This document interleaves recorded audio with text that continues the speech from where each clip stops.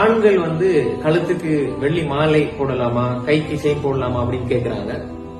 ஆண்களை பொறுத்தவரையில மோதிரம் அணியலாம், வெள்ளி மோதிரம், அதே மாதிரி மோதிரம் அணியலாம், ஆண்கள் மோதிரம் அணியலாம்.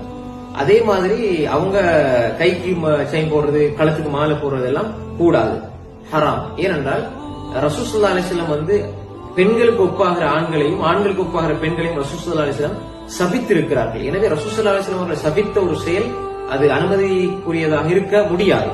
அப்ப எனவே கழுத்துல மாலை போடுறது, கைக்கு செயின் போடுறதெல்லாம் அது பெண்களுடைய அலங்காரம் சம்பந்தப்பட்டது. அலங்காரம் அது பெண்களுக்குரியது.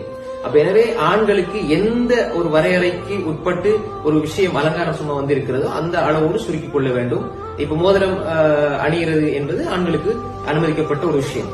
ஆனால் மாலை அணிவது, கை செயின் போடுறதெல்லாம் அது தடுக்கப்பட்டது. அது பெண்களுக்கு ஒப்பாகிறது என்ற அடிப்படையில் அது ஹராமான விஷயம்.